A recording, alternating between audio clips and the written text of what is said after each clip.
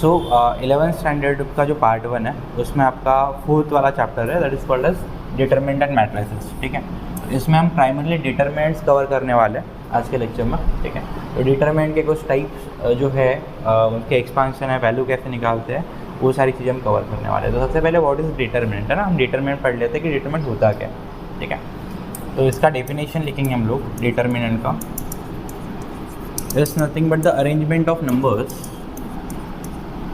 Square arrangement of numbers, square arrangement of numbers between two bars. ठीक है, तो जब भी हम डिटरमिनेंट लिखेंगे कुछ इस तरीके से लिखेंगे, दो बार आएंगे, इसके बीच में स्क्वायर एलिमेंट आएगा, या तो 2x2 रहेंगे या 3x3, basically a b and c d है ना। इसमें आपको पता है स्क्वायर क्या होता है, स्क्वायर में सारे साइड की लेंथ सेम होती है। अगर ए होगा तो ए भी ए होगा, ए बी वाला और ए वाला भी ए हो जाएगा। ठीक है, तो यहाँ से आप देख पा रहे हो इक्वल डिस्टेंस पे ए बी होंगे, इक्वल डिस्टेंस पे सी डी होंगे, ए सी जिस डिस्टेंस पे होंगे उसी डिस्टेंस पे बी डी होंगे। ठीक है, तो इसमें जो आपका हॉरिजेंटल लाइन में जो एलिमेंट लिखे हुए हैं, लेट से ए बी, जो ए और बी एक लाइन में लिखे हुए हैं है ना, हॉरिजेंटल लाइन है, इस पहले जो टॉप मोस्ट हॉरिजेंटल लाइन होती है उसको रो 1 बोलते हैं। क्या बोलते हैं? रो 1। ठीक है, इसको R1 से डिनोट करते हैं, इज द रो 1। ठीक है, देन उसके बाद की सेकंड जो हॉरिजेंटल लाइन है इसमें एलिमेंट लिखे हुए हैं, इसको रो 2 बोलते हैं, R2 बोलते हैं। ठीक है, so nothing but row 2।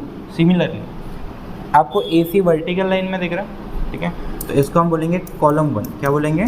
Column 1। Column की जो काउंटिंग शुरू होती है लेफ्ट टू राइट होती है ना, और रो की टॉप टू बॉटम। ठीक है, इसको C1 से रिप्रेजेंट करते हैं हम लोग। एंड सिमिलरली ये जो एलिमेंट हमने लिखा है इस कॉल्ड एज कॉलम 2। ठीक है, एक वर्टिकल जो लाइन है जो सेकंड वाला है कॉलम 2। ठीक है, इसको हम C2 बोलेंगे। ओके, तो ये अब से 4 पार्ट हो गए। पहली हॉरिजेंटल लाइन रो 1, सेकंड रो 2, देन पहली वर्टिकल लाइन कॉलम 1, कॉलम 2। ठीक है, इसका वैल्यू कैसे निकालना है वो नेक्स्ट इसमें पढ़ेंगे। देन अगेन ये 2 क्रॉस, इसको कितने रो है इसमें ना, how many rows are there, 1 और 2, तो 2 रो क्रॉस कितने कॉलम है, 2 कॉलम है, तो 2 क्रॉस 2। ठीक है, मतलब 2 कॉलम और 2 रो। ये जो नंबर है 2 क्रॉस 2 ये रिप्रेजेंट करता है, पहला नंबर रिप्रेजेंट हमेशा आपका करेगा रो, कितने रो है, और सेकंड नंबर आपका हमेशा रिप्रेजेंट करेगा कितने कॉलम है। तो 2 क्रॉस 2 मतलब क्या, 2 रो 2 कॉलम। तो वैसे ही अगर मैं बोलूँ कि कोई मेरे पास डिटरमिनेंट है और वहाँ पे 3 क्रॉस 3 लिखा हुआ है, तो कितने रो और कितने कॉलम बन जाएंगे फिर? 3 रो और 3 कॉलम है ना। तो मैं पहले रो के एलिमेंट लिख लेता हूँ ABC, सेकेंड रो के एलिमेंट लिख लेता हूँ DEF, उसके बाद GHI।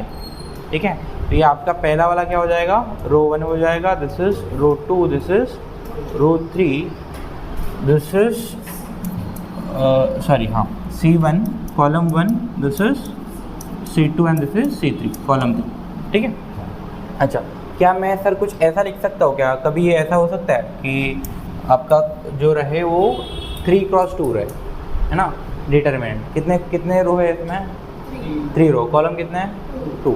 तो क्या मैं AC या फिर ए, जैसे AB पहला रो हो गया, CD सेकंड रो हो गया, EF थर्ड रो हो गया, तो वैसे 2 कॉलम में बन गया। क्या ऐसा कोई डिटरमिनेंट बनेगा क्या? तो ऐसा डिटरमिनेंट नहीं बनेगा, क्योंकि ये आपको स्क्वायर अरेंजमेंट दिख रहा है कि कुछ और दिख रहा है, ये आपको रेक्टेंगुलर अरेंजमेंट दिख रहा है ना, ये रेक्टेंगल दिख रहा है। तो हमें क्या चाहिए, स्क्वायर अरेंजमेंट चाहिए। तो डिटरमिनेंट में आप हमेशा ध्यान में रखना कि आपका हमेशा स्क्वायर अरेंजमेंट बनना चाहिए, तो जितने रो रहेंगे उतने ही कॉलम रहेंगे। ठीक है, रो कॉलम में डिफरेंस नहीं होना चाहिए, 3 2 2 3 4 3 ऐसा नहीं चलेगा।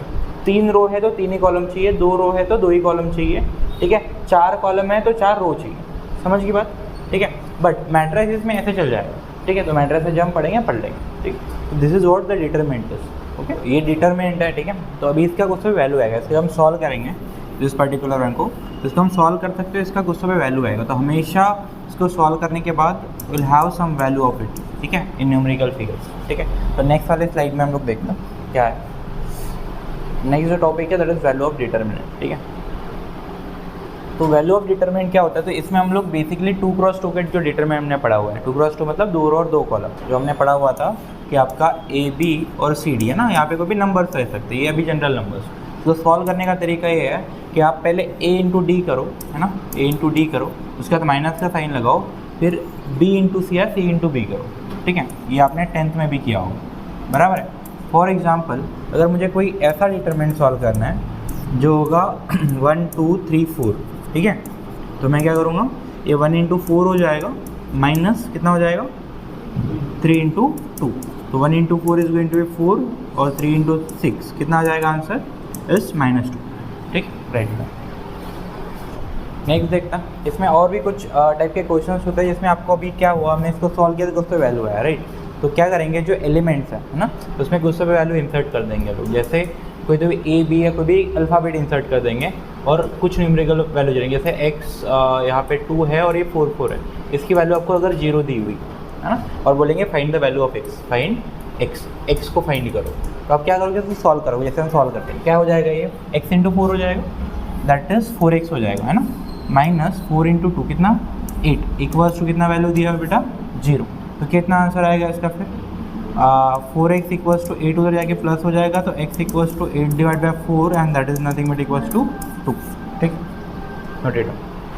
जो भी हम टॉपिक पढ़ेंगे ना उससे रिलेटेड आपके बुक में 3 जगह पे क्वेश्चन है, ठीक है, तो 3 जगह पे क्वेश्चन ऐसा है कि एक तो सबसे पहला आपका सॉल्व एक्सरसाइज आता है, ठीक है, सॉल्व एक्सरसाइज है ना, तो यहाँ पे एक क्वेश्चन है, सेम टाइप के क्वेश्चन मिलेंगे, उसके बाद आपको क्वेश्चन मिलेंगे जो आपको प्रैक्टिस एक्सरसाइज होता है, ठीक है, प्रैक्टिस एक्सरसाइज में क्वेश्चन मिलेंगे, बराबर है।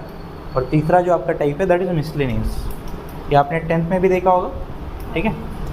तो मैंने क्या किया, जैसे ये टॉपिक आपको पढ़ा दिया, ठीक है, तो हमारे जो वर्कशीट आपको मिलेंगे एक टाइप के क्वेश्चन सारे एक साथ मिलेंगे, ठीक है, तो you can cross verified from the book से भी आप सॉल्व कर सकते हो और हमारी वर्कशीट से भी सॉल्व कर सकते हो, ठीक है। तो मैंने सारे कंबाइन कर दिए, जितने भी 2x2 के डिटरमिनेंट थे हम सॉल्व करेंगे, ठीक है। Will find the answer for this particular one, तो यहाँ से ये पहला डिटरमिनेंट है आपका, कितना आंसर आएगा बेटा इसका 7 9 - 4 3, 7 इंटू कितना हो जाएगा ये 3, उसके बाद माइनस का साइन आएगा, एंड इस फॉर्मूले में क्या है माइनस का साइन है, तो यहाँ पे कितना -4 इंटू 9 बराबर है, ठीक है, कितना आंसर आएगा, it is going to be 7 into 3 कितना होता है 21, फिर माइनस इंटू माइनस प्लस हो जाएगा, 4 इंटू 9 36 प्लस 21 कितना होता है 57, ठीक है। सेकेंड वाला प्रॉब्लम सॉल्व कर लेते हैं। सेकेंड वाला प्रॉब्लम सॉल्व करने से पहले मैं आपको कुछ रिवाइज करवा देता हूँ, ठीक है। आपने 10th में ट्रिग्नोमेट्री पढ़ा हुआ है, राइट, उसमें 3 आइडेंटिटीज पढ़ी हुई थी, तो पहला आइडेंटिटी क्या था आपका sin square theta plus cos square theta equals to 1, उसके अलावा और 1 plus tan square theta equals to sec square theta, ठीक है, और थर्ड वाला था 1 plus cot square theta equals to cosec square theta. तो आपको आइडेंटिटी याद होनी चाहिए, ठीक है। तो इस पर डिपेंडेंट ये वाला कंसेप्ट एक्चुअली क्या होता है, डिटरमिनेंट ऐसा टॉपिक है कि डिटरमिनेंट आपको कोई भी एग्जाम में आप देखोगे, बोर्ड एग्जाम छोड़ के, डिटरमिनेंट टॉपिक से दूसरे वाले टॉपिक से क्वेश्चन आएंगे, जैसे डिटरमिनेंट में एपी के क्वेश्चंस आ जाएंगे, डिफरेंशियल इक्वेशन आप 12th में पढ़ने वाले हो वहाँ से क्वेश्चंस आ जाएंगे, ठीक है, या कोई भी क्वाड्रेटिक से क्वेश्चन आ जाएंगे, आपको सॉल्व करोगे क्वाड्रेटिक इक्वेशन बनेगा, क्वाड्रेटिक इक्वेशन सॉल्व करना पड़ेगा, ठीक है। जैसे यहाँ पे ट्रिग्नोमेट्री आ गया तो डिटरमिनेंट में ट्रिग्नोमेट्री आ जाएगा, हम कुछ टॉपिक पढ़ने वाले लिमिट कंटिन्यूटी, ठीक है, वो वाले टॉपिक्स उसमें इंसर्ट करके, मतलब एक चैप्टर से क्वेश्चन नहीं बनता डिटरमिनेंट से, 2 चैप्टर हमेशा कंबाइन होता है, बहुत कम टाइम ऐसा होता है कि डिटरमिनेंट स्पेशली डिटरमिनेंट से कोई क्वेश्चन बना, ठीक है।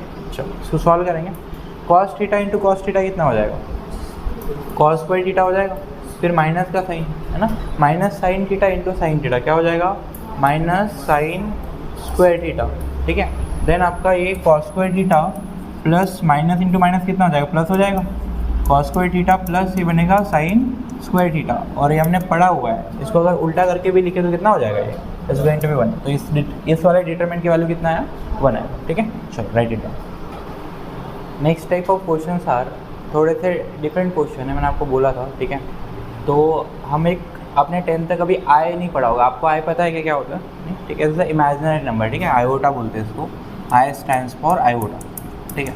एक्चुअली ये क्या होता है, आई की जो वैल्यू होती है वो होती है √-, आपने इरेशनल नंबर्स पढ़े होंगे, ठीक है, तो इरेशनल नंबर रूट में होता है, बट आपने ऐसे नंबर नहीं पढ़े होंगे जो माइनस के रूट हो, है ना, जैसे कि -2 है उसको रूट लगा दी, ऐसे नंबर्स आपने अभी तक नहीं पढ़े हुए, तो एक हम 11th स्टैंडर्ड में पढ़ने वाले हैं, एंड ऐसे नंबर्स जो होते हैं उनको कॉम्प्लेक्स नंबर्स बुलाया था, ठीक है। कॉम्प्लेक्स नंबर्स जो होते हैं वो हमेशा x + iy के फॉर्म में होते हैं, मतलब एक इमेजिनरी जो टर्म है आपका माइनस वाला वो उसके साथ रहेगा और एक रियल नंबर रहेगा कोई भी, ठीक है। तो डिटेल में हम पढ़ेंगे, चैप्टर पढ़ेंगे। बस अभी के लिए आपको इतना ध्यान में रखने की ज़रूरत है कि जो आई है उसकी वैल्यू जो होती है आपको वैसे भी क्वेश्चन में दिया रहेगा, है ना। आई की जो वैल्यू होती है वो √-1 होती है, और आई का अगर स्क्वायर करूँगा मैं, ठीक है, आई का क्या करूँगा मैं, स्क्वायर करूँगा, तो कितना आ जाएगा, √-1 का भी स्क्वायर हो जाएगा, ठीक है। तो स्क्वायर और रूट कैंसिल करके आई स्क्वायर का वैल्यू कितना आ जाएगा, -1 आ जाएगा, ये आपको दिया होगा, ठीक है। बाकी और इस टाइप के जब क्वेश्चन आएंगे तो मैं आगे पढ़ाऊँगा आपको, ठीक है। तो इसको सॉल्व करते हैं हम लोग, जैसे हम बेसिकली सॉल्व करते हैं वैसे सॉल्व करेंगे। तो कितना हो जाएगा, 4 × 7, देन माइनस का साइन आएगा, देन -2i × i, है ना। तो कितना हो जाएगा, इसको लिख लेता हूँ, -2i × i, ठीक है। कितना हो जाएगा ये, 4 × 7 28, फिर ये माइनस इंटू माइनस कितना है, प्लस 2 i × i कितना हो जाएगा, i का स्क्वायर, और i स्क्वायर की वैल्यू आपको दी हुई है कितना, 1 दिया हुआ है। इसको थोड़ा करेक्ट करना, ये -1 है, ठीक है। ये 28 + 2 × इसकी वैल्यू है -1, तो इज गोइंग टू बी 28 - 2, ठीक है। तो ये आ जाएगा आपका 26, ठीक है। इसका आंसर ये होगा। उसके बाद आपका सेकंड टाइप जो है दैट इज़ लॉग, ठीक है।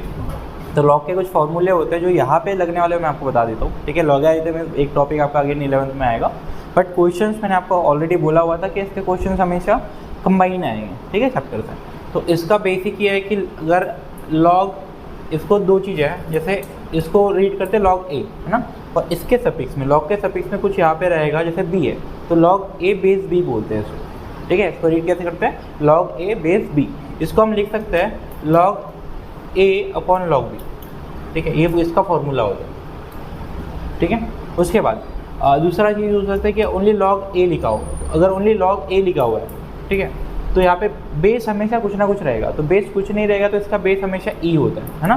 तो log a अब ऊपर वाले फॉर्मूले से इसको log a / log e लिख सकते हो, और log e जो होता है उसका वैल्यू 1 होता है, value of log e is 1, ठीक है। log e का वैल्यू कितना होता है, 1 होता है, तो यहाँ से ये 1 हो जाएगा, तो किसी के भी डिनोमिनेटर 1 लिखे कोई फ़र्क नहीं पड़ता, समझ गए। नेक्स्ट अगेन एक फॉर्मूला है कि अगर आपका b log a होगा, है ना, b log a होगा, तो ये क्या होगा, b जो है log की जो आगे है ना वो a के पावर में चला जाएगा, तो इसलिए फॉर्मूला बनेगा आपका log a⁴ b, ठीक है। अभी हम फॉर्मूले जैसे भी दिया हो, जैसे इस फॉर्म में दिया हो तो इस फॉर्म में लिख सकते हैं, है ना। राइट हैंड साइड दिया हो तो लेफ्ट हैंड साइड में, लेफ्ट हैंड साइड दिया हो तो राइट हैंड साइड में, अकॉर्डिंग टू आवर रिक्वायरमेंट्स, कि हमें रिक्वायरमेंट क्या है, ठीक है। Next type of question are थोड़े से डिफरेंट क्वेश्चन है, मैंने आपको बोला था, ठीक है। तो हम एक आपने 10th तक अभी आई नहीं पढ़ा होगा, आपको आई पता है क्या होता है, नहीं, ठीक है। जैसे इमेजिनरी नंबर, ठीक है, आयोटा बोलते हैं इसको, आई स्टैंड्स फॉर आयोटा, ठीक है। एक्चुअली ये क्या होता है, आई की जो वैल्यू होती है वो होती है √-1, आपने इरेशनल नंबर्स पढ़े होंगे, ठीक है। तो इरेशनल नंबर्स रूट में होता है, बट आपने ऐसे नंबर नहीं पढ़े होंगे जो माइनस के रूट हो, है ना, जैसे कि -2 है उसको रूट लगा दी, ऐसे नंबर्स आपने अभी तक नहीं पढ़े हुए। तो एक हम 11th स्टैंडर्ड में पढ़ने वाले हैं, एंड ऐसे नंबर्स जो होते हैं उनको कॉम्प्लेक्स नंबर्स बुलाया था, ठीक है। कॉम्प्लेक्स नंबर जो होते हैं हमेशा x + iy के फॉर्म में होते हैं, मतलब एक इमेजिनरी जो टर्म है आपका माइनस वाला वो उसके साथ रहेगा और एक रियल नंबर रहेगा कोई भी, ठीक है। तो डिटेल में हम पढ़ेंगे, चैप्टर पढ़ेंगे।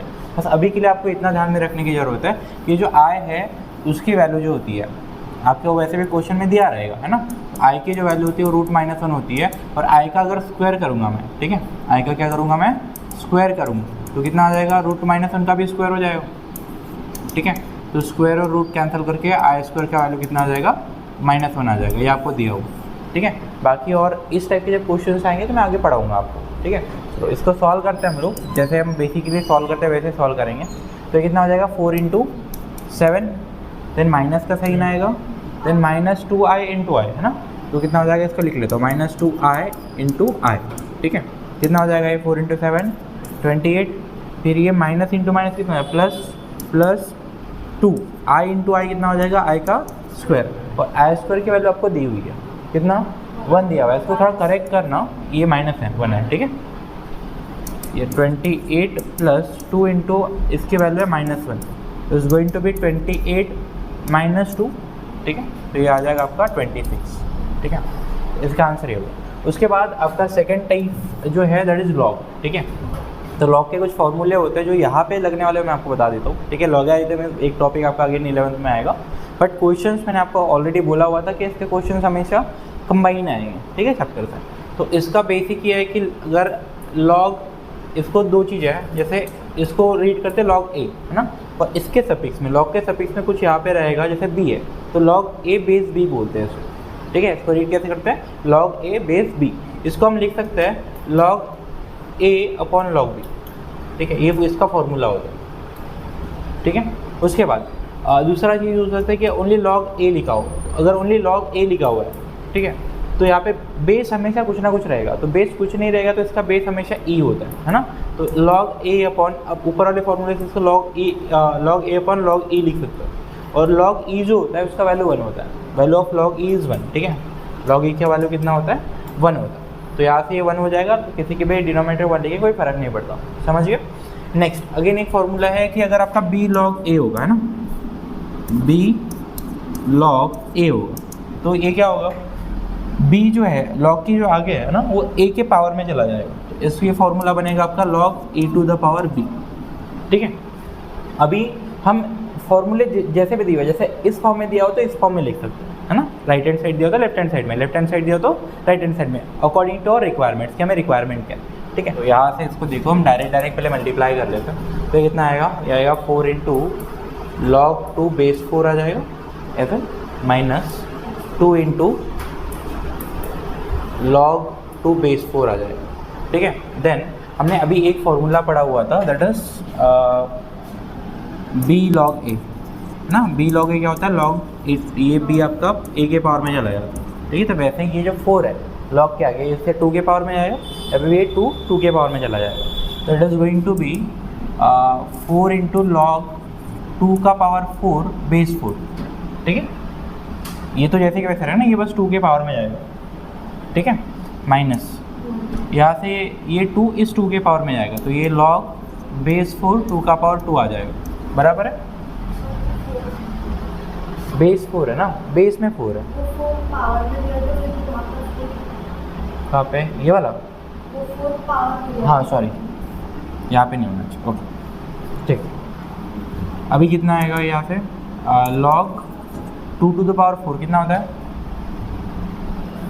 2 इंटू 2 कितना टाइम, 4 टाइम ना, कितना हो, 2 2 या 4 8 और 16, ठीक है। तो ये आ जाएगा बेस 4, ये आ जाएगा आपका 16, है ना, माइनस लॉग 2 का स्क्वायर कितना होता है 4, ठीक है। तो ये तो फॉर्मूला बन गया आपका।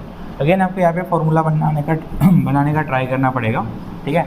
तो यहाँ पे आप इसको चेकआउट कर सकते हो, यहाँ पे 4 बना सकते हो, है ना। ये 4 का स्क्वायर दिख रहा है आपको, तो लॉग बेस 4 का स्क्वायर माइनस लॉग 4 बेस 4, या फिर इसको लिख देता हूँ मैं, कितना आएगा answer, is going to be 1, है ना। कौन सा फॉर्मूला हमारा, लॉग ए बेस है, ठीक है, ये कितना होता है 1 होता है, तो ये भी कितना हो जाएगा 1 हो जाएगा।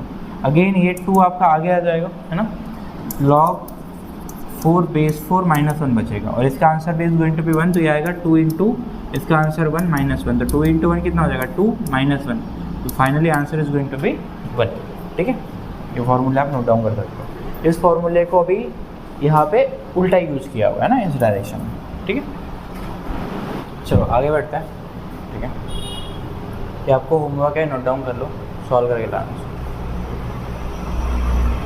Now will move to the next topic, that is determinant of order 3। हमने पढ़ा था ना, एक 2x2 और 3x3, है ना।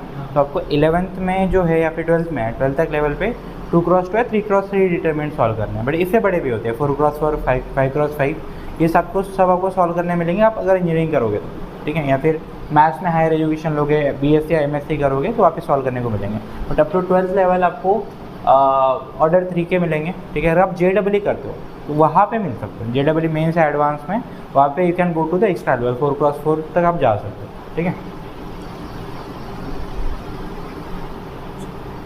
तो डिटरमिनेंट ऑफ ऑर्डर 3 क्या होता है वो समझते हैं हम लोग, ठीक है।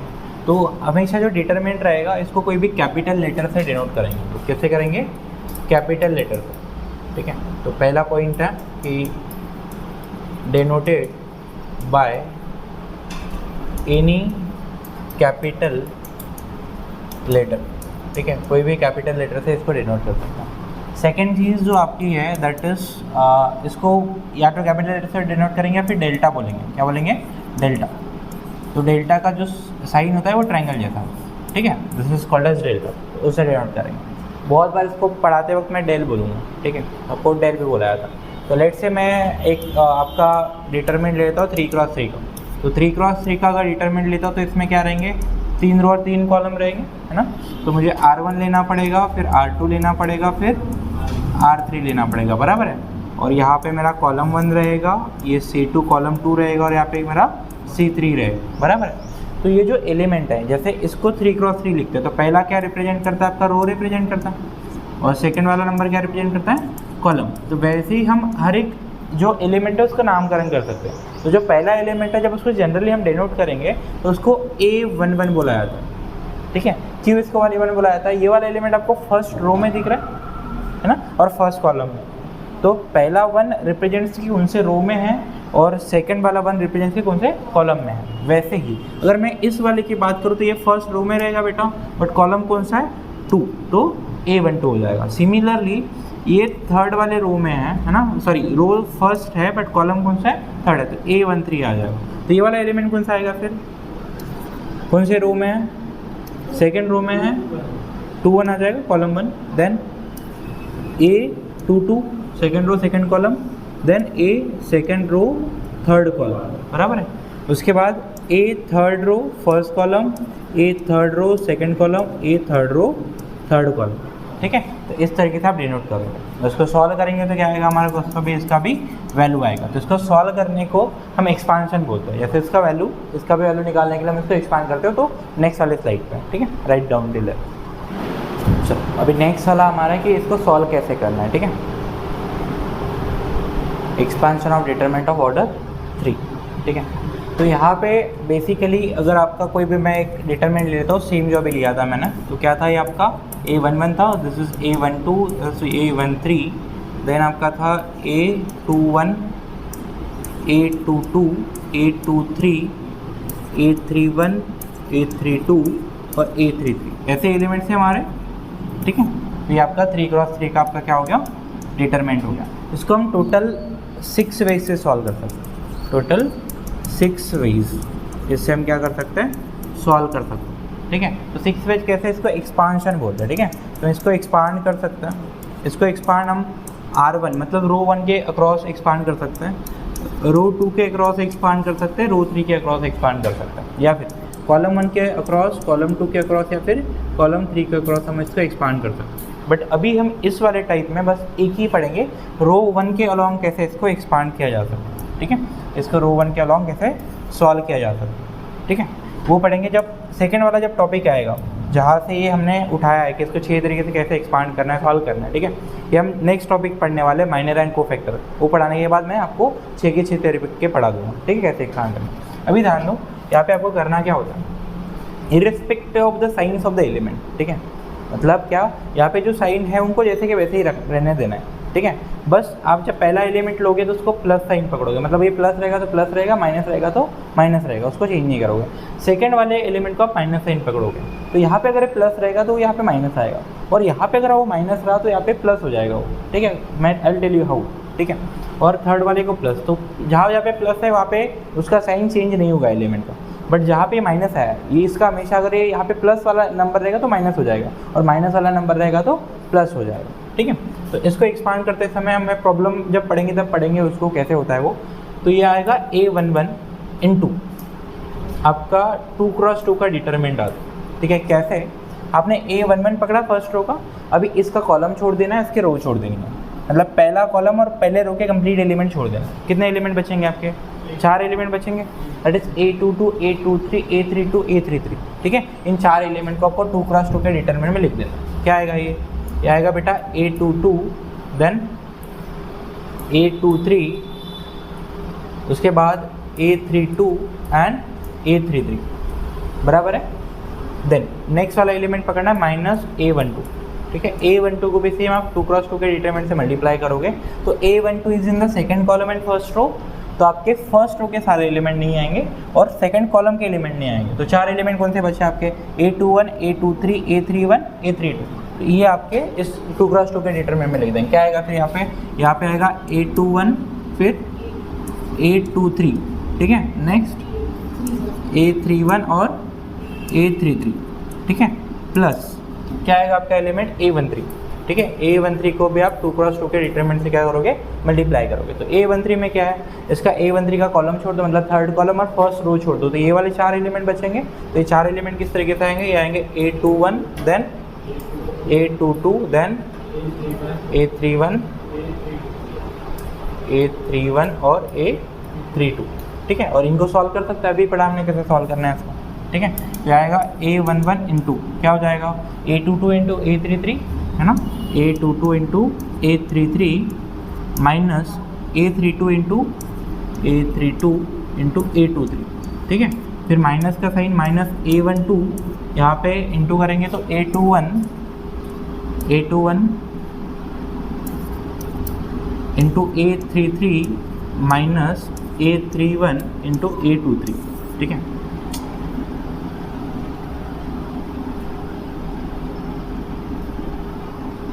A31 इंटू A23, ठीक है। उसके बाद थर्ड वाला जो आएगा आपका दैट इज A13, उसमें क्या आएगा A21 into A32 minus A31 into A22, ठीक है।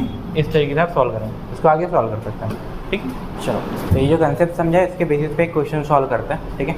तो अपनी मर्जी से एक आध क्वेश्चन ले लेते हैं हम लोग। फॉर एग्जांपल नंबर 1 सॉल्व करता हूँ। लेट मैं A इक्वल्स टू कोई एक डिटरमिनेंट ले लेता हूँ, ठीक है।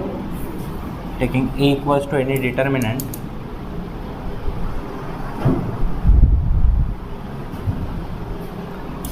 इसके एलिमेंट बताओ, क्या एलिमेंट पकड़ूँ मैं, कोई भी नंबर बताइए, कोई भी नंबर बताओ, 9 नंबर, 1 2 3 4 5 6 7 8 9, ठीक है। तो एक्सपांड करेंगे हम लोग, तो क्या आएगा ये 1 इंटू 2x2 का डिटरमिनेंट आएगा। क्या एलिमेंट्स आएंगे इसमें, 1 के और ये वाले एलिमेंट छोड़ दो, कॉलम और रो, है ना। कितना आएगा फिर 5 6 8 9, है ना। देन माइनस का साइन आएगा, माइनस कितना आएगा 2 इंटू कितना आएगा 4 7 6 9, ठीक है। देन प्लस 3 इंटू 4 5 7 कितना 8, ठीक है। थर्ड कॉलम 3 और रो 1 के एलिमेंट छोड़ दो। सॉल्व करते आगे, क्या आएगा 1 इंटू कितना आएगा 5 into 9 45 minus 8 into 6 48 minus 2 4 into 9 36 then minus 7 into 6 that is 42 plus 3 into 8 into 4 32 minus 75 35, ठीक है। आएगा 1 इंटू कितना आएगा -3 आएगा 45 माइनस, देन -2 इंटू कितना आएगा -6 प्लस 3 इंटू कितना आएगा -3, तो is going to be -3 into 1 -3 plus minus into minus plus हो जाएगा, 6 इंटू 2 12 हो जाएगा, 3 इंटू -3 -9 हो जाएगा, ठीक है।